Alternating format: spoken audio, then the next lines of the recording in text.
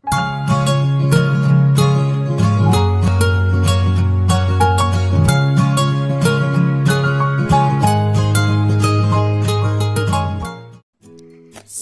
eto na nga. Welcome back to my vlog. Yan, dahil Sabado ngayon, weekend, mukhang may lakad yata. Ayan, sana all fresh.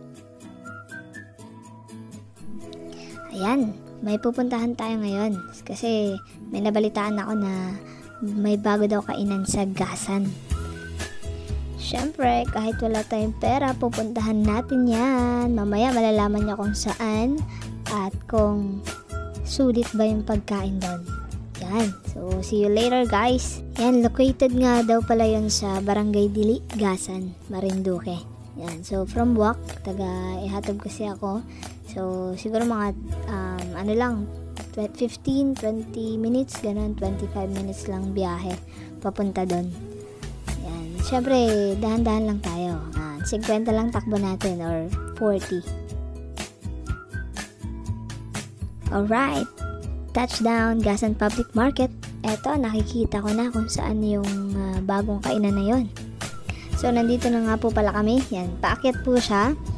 Yan, so I'm so excited na kasi gutom na rin ako. So, dito po kami magla-lunch ngayong araw na to. Yan, kasama ko po si Ate Phoebe. At eto na, nandito na kami sa open house. Yan. Nandito na po kami sa loob. Yan, ang ganda po ng view. Yan, dito po siya sa sa tapat lang ng Gasan Public Market. Yan, yan po ang makikita ninyo sa kanilang bintana. Yan, so mag-o-order na nga po pala kami kasi talagang gugutom na kami. And pwede po kayong umorder ng O burgers, O rice meal, O fries, O choco soya, O juices, and con yellows. Ito po yung in-order namin, grilled chicken. Yan, napakasarap talaga niya guys. Must try it. At dahil gutom kami, syempre ubos agad yan. Pero yung may-ari, yan, nagmumunggo siya, si Ate Jen. Umorder kami choco soya, ang sarap niyan, promise. Sobrang busog namin, yan. Pumunta muna kami dito sa Ukay-Ukay. Malapit lang dun sa open house.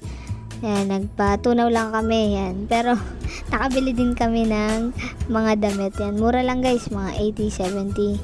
Yan. So, yan, sulit na sulit yung lakad namin ngayon. See you next time guys!